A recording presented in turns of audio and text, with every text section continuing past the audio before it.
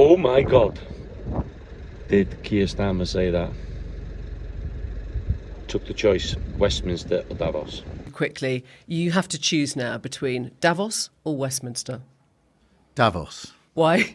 Because Westminster is too constrained, and it's closed, and we're not having meaning. Once you get out of Westminster, whether it's Davos or anywhere else, you actually engage with people that you can see working with in the future. Westminster is just a tribal shouting.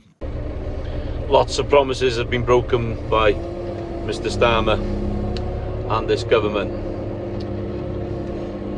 from promising to protect family farms in the NFU conference. Have a listen. New existential risk to British farming. Losing a farm is not like losing any other business. It can't come back. That's why the lack of urgency from the government, the lack of attention to detail, the lack of long-term planning, it's not on. You deserve better than that. Create wealth and put. Keir Starmer is having a hard time on social media today after posting this last night. So he tweeted, "I'm determined to deliver growth, create wealth and put more money in people's pockets. This can only be achieved by working in partnership with leading businesses like BlackRock to capitalise on the UK's position as a world-leading hub for investment." And you can see there Reeves and Starmer, and then there's a picture of Larry Fink, who's the CEO of BlackRock. And you might notice this has been viewed 11 million times. Now, that's a lot of views for a tweet. Keir Starmer is having a hard time on social media today after posting this last night. So he tweeted, "I'm determined to deliver growth, create wealth and put more money." Keir Starmer is having a hard time on social media today after posting this last night. So he tweeted, "I'm determined to deliver growth, create wealth and put more money in people's pockets. This can only be achieved by working in partnership with leading businesses like BlackRock to capitalise on the UK's position as a world-leading hub for investment." And you can see there Reeves and Starmer, and then there's a picture of Larry Fink, who's the CEO of BlackRock. And you might notice this has been viewed 11 million times. Now, that's a lot of views for a tweet about a meeting that he's had with a business leader. I'll explain, though, why this seems to have gone so viral. Some background: BlackRock is the world's largest asset management firm. It controls 11 trillion, yes, you heard that right, $11 trillion worth of assets. The traditional role of an asset manager has been to manage the money in pension funds, investing them in stock market or in the stock market and bond markets to get a stable return for their customers. So people, you want your pension fund to sort of increase in value over time. The asset managers manage that pot of money.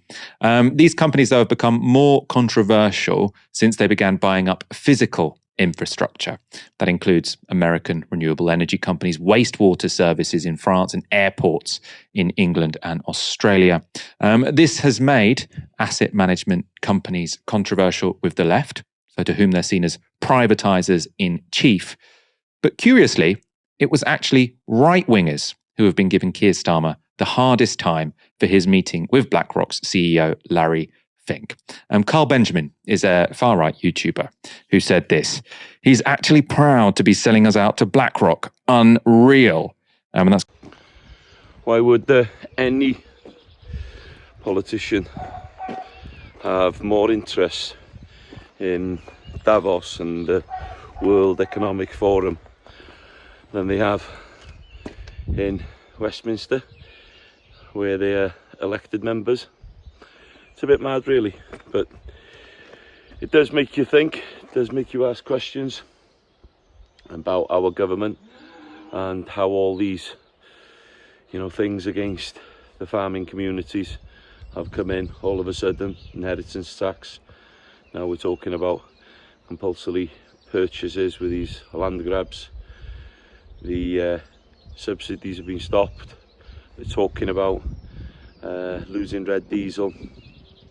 It's a difficult time at the best without all these added extra problems from government, and which is, going to do one thing, which is push food prices up. Less farmers, less farmland, less food being produced in this country. So what we're going to do, either ship it in from other countries who don't have the security, food security, and food, insurance that we have. We have some of the highest welfare criterias in the world. We could be shipping it in from any country, and it could be causing disease problems, health problems for our nation. I think we have to think of going forward that food security must be at the top, or it could be for an opportunity for these fake foods, these processed rubbish, to start to pump out their crap, and for our nation to start to eat it. Yeah, it'll be a lot sicker and a lot poorer society once that happens.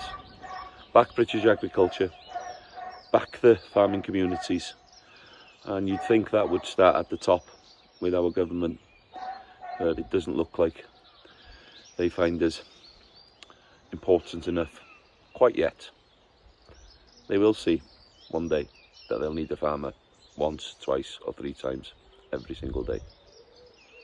Keep that in your thoughts as we go forward into this year and the next budget. I think it's scary times ahead for businesses, pensioners, veterans and farmers.